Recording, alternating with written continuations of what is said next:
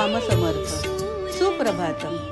हिंदू जागृती न्यास आणि श्री घंटाळी मंदिर संस्थांच्या प्रभाती मनी या कार्यक्रमात वंदना विद्वांसचा सस्नेह नमस्कार. श्री ब्रह्मचैतन्य महाराज गोंदवलेकर प्रवचने 13 सप्टेंबर.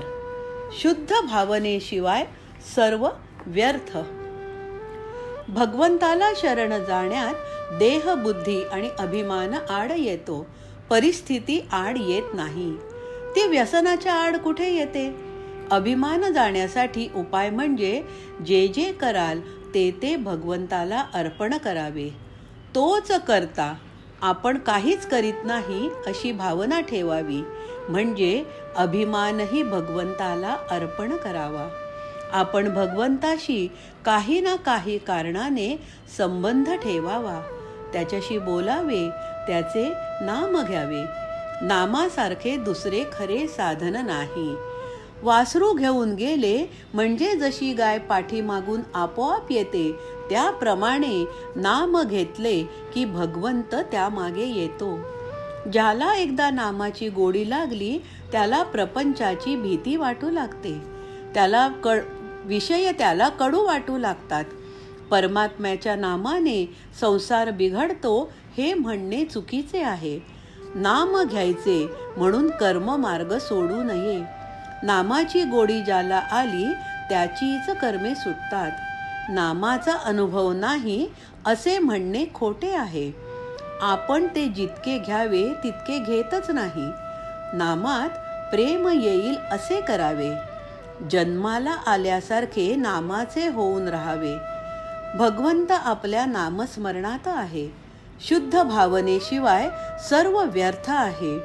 आणि भावशुद्ध होण्यासाठी सत्समागमा वाचून दुसरा उपाय नाही. एकदा त्याचे होऊन राहिले म्हणजे तोच सर्व उपाय काढतो. मी अमुक एक साधन करीन असे म्हणू नये. परमेश्वरा, तूच माझ्या हातून करवून घेणारा आहेस अशी दृढ भावना ठेवावी. समजा आपण एक व्यापार केला, त्यासाठी एकाने आपल्याला भांडवल दिले, तर त्या माणसाला आपण कधीही विसरत नाही. त्याचप्रमाणे ज्या भगवंताने आपल्याला विद्या, पैसा, प्रकृती दिली त्याला आपण कधीही विसरू नये. भगवंत हा सहज साध्य आहे, सुलभ साध्य नाही. निसर्गाने जे आपल्याकडे येते ते सहज होय, म्हणून सहज साध्य याचा अर्थ फलाची अपेक्षा नसणे आणि कर्तव्याचा अभिमान नसणे हा समजावा. भगवंताने आपल्याला ज्या स्थितीत ठेवले आहे त्यात समाधान मानून त्याचा विसर पडू न द्यावा. जो स्वतःपासून दूर आहे त्याला भगवंत दूर आहे. जो बाह्य दृष्टीने पाहतो त्याला भगवंत दूर आहे. जो अंतरंग पाहतो त्याला तो जवळ आहे. आपण मनुष्य जन्माला आलो हीच आपण भगवंताचे होण्याची खूण आहे. भोग आणि दुःख यात वेळ न घालविता भगवंताकडे लक्ष दिले पाहिजे.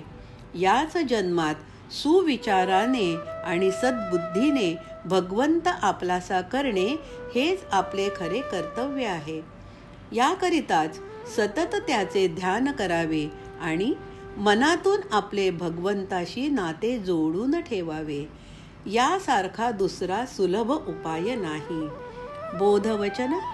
तुझ्या नामात मला गोडी दे, हेच भगवंताजवळ मागावे. मंडळी, श्री रामरायाचे आणि श्री घंटाळी देवीचे शुभाशीर्वाद तुमच्या सर्व कुटुंबावर अक्षय राहोत ही प्रार्थना. जानकी जीवन स्मरण. जय जय राम.